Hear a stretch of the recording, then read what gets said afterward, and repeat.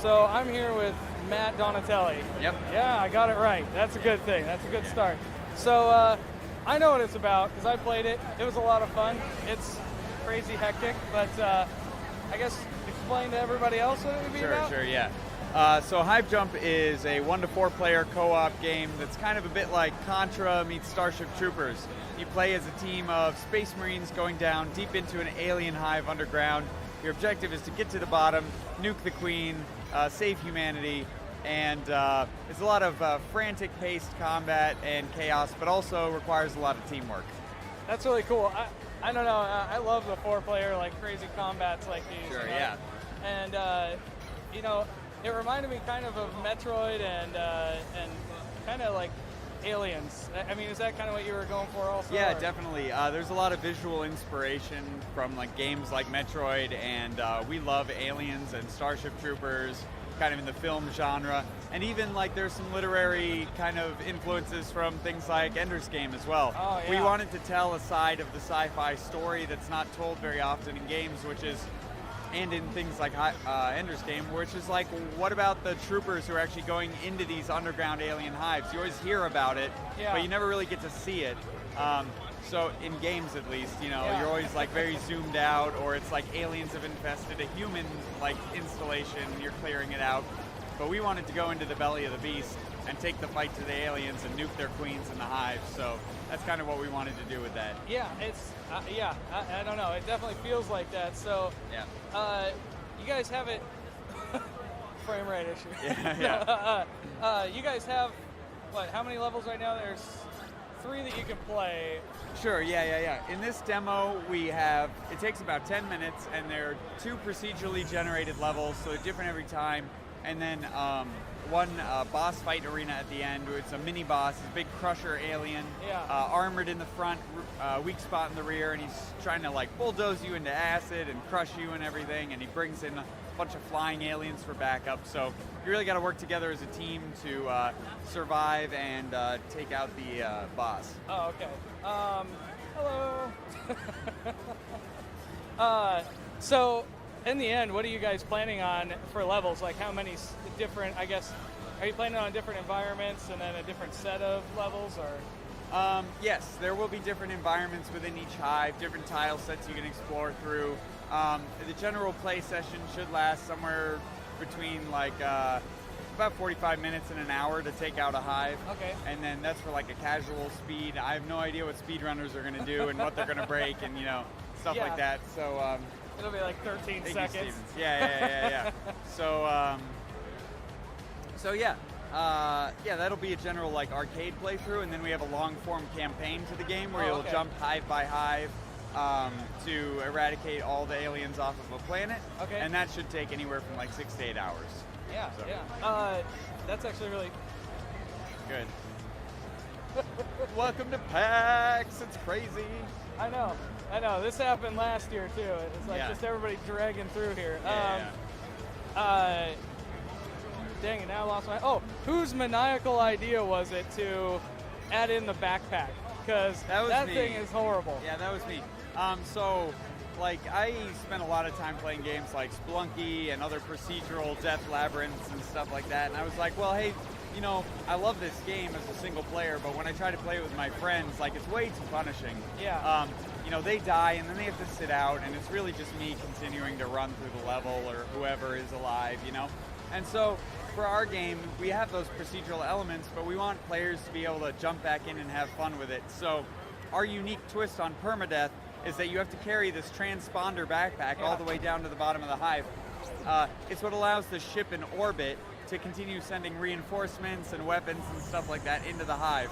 So you're carrying this down on your way to locate the queen room, and it serves as your respawn, like your mobile respawn point. Yeah. So if you die, you'll respawn on the backpack's location after a few seconds. They'll beam in another trooper, right? Yeah.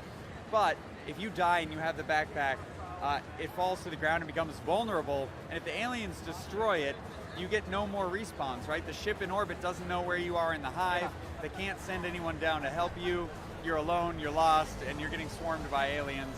And you may be able to still persevere and continue the mission, but without the help of the backpack, it's probably unlikely that you'll succeed. Yeah.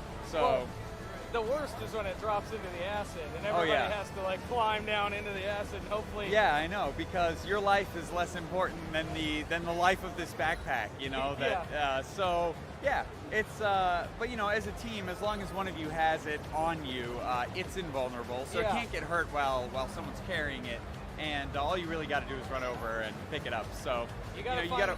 Oh, sorry. Yeah, you got to work together as a team. Yeah, you got to find out who's the liability and not let them have the backpack. Yeah, sure, yeah.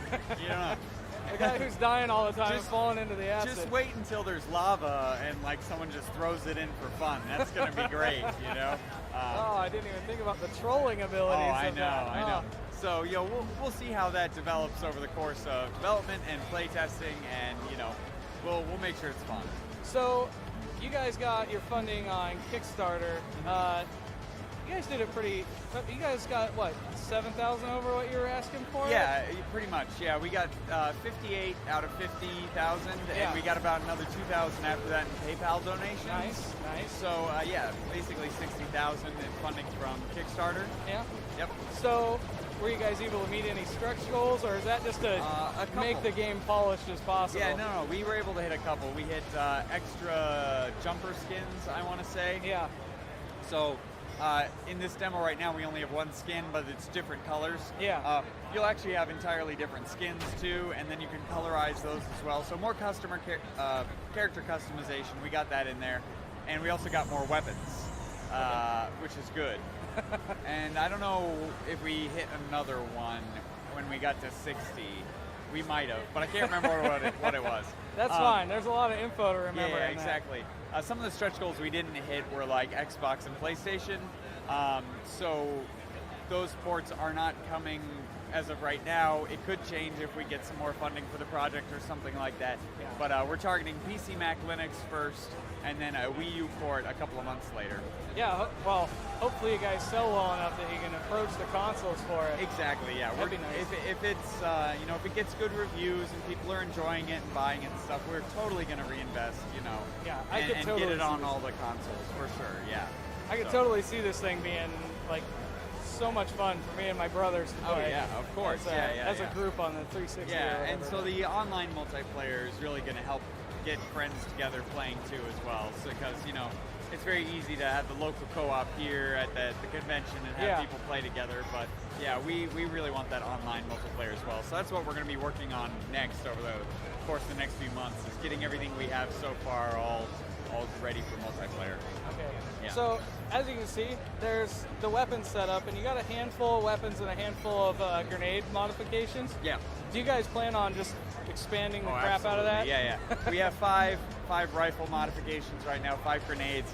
As part of those stretch goals, more weapons was that. So after tallying all that up, it's going to come out to 20 rifle modifications, so 20 different ways to shoot your gun, and about 12 bombs and 20 items, and items are not in the game yet. Yeah. You'll have one item slot that you'll be able to purchase an item that either does a passive effect, like just makes you stronger, more jetpack fuel, something like that, or an active item, like you can plunk down a turret for like 60 seconds that'll like shoot in one direction and take care of a lot of aliens for you. So items will come as well, and that's kind of our way of doing like classes, but without like making them very limited. Own. Yeah, you kind of configure your own. Yeah, that's that cool. suits your play style. Yeah. So are you going to have the typical spreader gun? Absolutely, yeah. We were hoping to have it in for PAX, but there was some issue with it again. We were just like, we don't have time to polish it up. So, but it's definitely going to be in there. We'll get a good spreader in there. That'll be a good one. But right now we've got the level 3 flamethrower that has three spouts of flame, so it's pretty good right now. That's how I rolled. Yeah. I like the flamethrower, man. It's definitely OP right now. Yeah, it's a good time. So I guess what is your preferred play set when you sit down? Oh, when I sit down, I like the plasma charger. It's kind of like your Mega Man or Metroid charge beam. You charge it up, you release it, explodes in a big area of effect damage. I like that. And I like the remote detonator grenades as well, because you can throw multiple of them out there and then blow them up on command. So I like kind of more the I don't know, You skill control shot it? type. Yeah. Yeah, exactly. But we got a lot of spray and pray in there too, and other things coming along the pipeline. So Yeah, I love the satchel charges basically. yeah, exactly. That's me in Battlefield. Yeah, I mean, that's awesome. I'm a bad person. I create roadblocks. But Definitely. I guess when are you guys planning on the early access? We're hoping to be on early access by summer. Okay. Like I said earlier, multiplayer is a big, like, it could take us a month, it could take us 3 months, it could take us more to get that all in there with what we have now. And then there are a couple other systems we need to get in place. We need to get the Queen boss fight in there. We need to get those items, the backpack upgrades, and give some more love and polish to the menus and stuff like that before we're ready to do early access. But we're hoping that by summertime we'll be ready for that. Do a pretty short early access. We don't want it to drag on, We just want to really make sure the multiplayer stuff works and just start adding content every week or two and allow the people who are playing it to play test it and enjoy the new content coming in the pipeline, and then with a full release sometime in the fall. So, unlike every other game that's released this year, you guys want a polished product at the end. Well, yeah, of course. Yeah, absolutely. I mean, we're going to take our time with this because this is our baby. It's our first big, indie title as a studio. Everything else we do is very, mobile apps for kids. So, we're going to take our time and do it right and make sure it's really fun. And coming to PAX and having people play it and give us really valuable feedback is a part of that. Yeah. Early access is going to be a part of that, so we get all sorts of playtest feedback there. And so we will have a solid launch, definitely. Have you guys had anybody break your game this weekend? Absolutely, yes. There's this bug where if you throw the backpack, if the backpack dies on the boss fight, it just starts spawning flyers infinitely, which is what you saw earlier in the video when the frame rate started hitching, was just infinite flyers. Yeah. So obviously that's a bug right now. We also had someone throw the backpack into a spot where they couldn't retrieve it. Oh, yeah, okay. So, and it was in acid too, so their entire team wiped because they couldn't get the backpack, which not really a bug per se, but something we might try to prevent a little bit more, because that was a shame for them. But yeah, overall it's pretty solid with a few little bugs in there. So I guess, what are you guys shooting for the price? Price point we already know it's going to be $15. Yep. Early access is going to be just a little bit more because it helps us put more into the development. It's going to be $20. So if you really want to get on that early now, you can pre-order on our website, hivejump.com. Yeah. And it's all through PayPal. So that's, helps us put maximum amount of funds into the development of the game and keep it going. And So do you guys, I guess, I just thought of this, are you guys planning on doing community events where it'll be 4 people come in and if you beat this boss you get a bonus cool thing or whatever? Sure, yeah.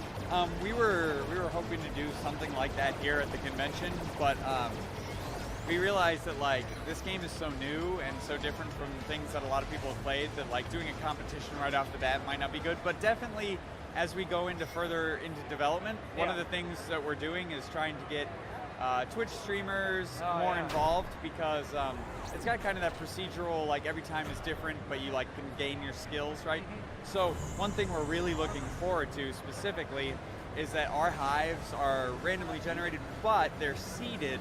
So if you do the same seed, you could theoretically have 2 teams of jumpers racing down the same hive at the same time and make it a little competitive, And I can see some Twitch streamers and their friends getting together, doing a race and stuff like that on a set hive seed and just having a real fun time with it, so. Yeah, Twitch is a huge thing now for these games, doesn't it? Yeah. Anyway, I guess I'll try to wrap it up so that people don't get antsy. I know, right? Keep walking in front of the camera. Yeah, exactly. So I guess just go to hivejump.com. Hivejump.com, yep. You can PayPal it right now and definitely, yeah. And you can check out our old Kickstarter page, which was successful for all sorts of details that I left out of this interview, about the game. So campaign mode and other stuff like that. Yeah, it would be a half an hour, 45 minutes of talking about it before we got through some of this stuff. Oh, totally, yep. Yeah. All right, well, thanks for talking with us. Thank you very much. Appreciate it. I hope it goes very, very well. All right, thank you very much. All right. Have a good PAX.